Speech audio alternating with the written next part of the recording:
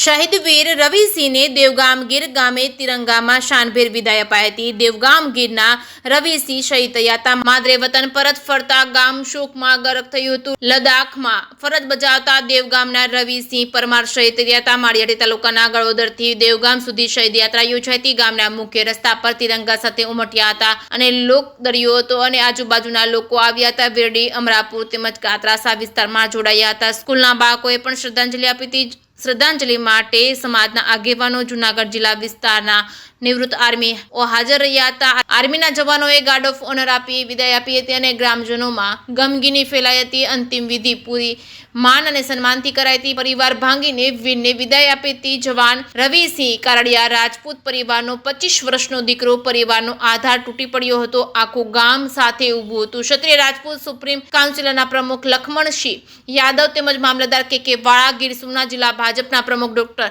સંજય પરમાર તેમજ police staff, army અધિકારીઓ સહિતના મોટી સંખ્યામાં ઉપસ્થિત રહ્યા હતા। રવિસિંહ અમર રહો એવું નારા લગાવતા શહીદ યાત્રા સમગ્ર ગામમાં ફરી હતી। ગમગીની વચ્ચે દેશભક્તિનો માહોલ, સૌ કોઈ ભાવ વિભોર થયા હતા। જય કે સિંહ ગુજરાતી સાથે પ્રતાપ સિસોદિયા, માળિયાહાટીના। જય હિન્દ, જય ભારત, વંદે માતરમ। હું રમેશભાઈ પરમાર, જૂનાગઢ જિલ્લા માજી સૈનિક સંગઠન પ્રમુખ। આજ રોજ દેવગામ ખાતે એક આ ગામના પનોતા પુત્ર જો 5 વર્ષની નોકરી હતી ને આઈટીબીપીમાં 24 બટાલિયનમાં નોકરી કરતા હતા અને આકસ્મિક કારણે એ શહીદ પામ્યા છે। તે બદલ હું માજી સૈનિક સંગઠન અને આ ગામના તમામ સભ્યો જે એને અંતિમ ક્રિયામાં આવ્યા છે એનો ખૂબ ખૂબ આભાર માનું છું। અને ભગવાને જ્યારે જેનું મૃત માંડ્યું છે ત્યારે તો એનું થવાનું છે। એટલે આ હાદસો જોઈ અને કોઈ ફોજમાં જવા માંગતા હોય એ માણસો કોઈ ડરે નહીં। અને આપણા હિન્દુ શાસ્ત્રોમાં લખ્યું છે કે જ્યારે આપણો જન્મ થયો ત્યારે આપણી મૃત્યુની તારીખ અને કઈ ટાઈપનું મૃત્યુ છે એવું શાસ્ત્રોમાં લખેલ છે।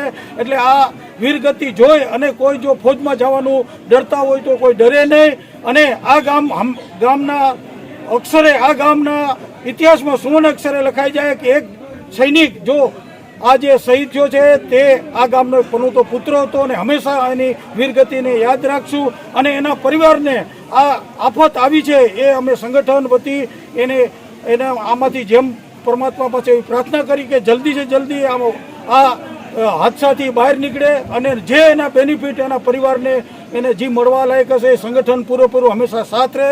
અને અગેન્સ્ટ દુબારા ગામનો અને એના પરિવારનો અને સંગઠનનો અને 24 બટાલિયનના જે આઈટીબીપીના જ આવ્યા છે એનો ખૂબ ખૂબ આભાર માનું છું।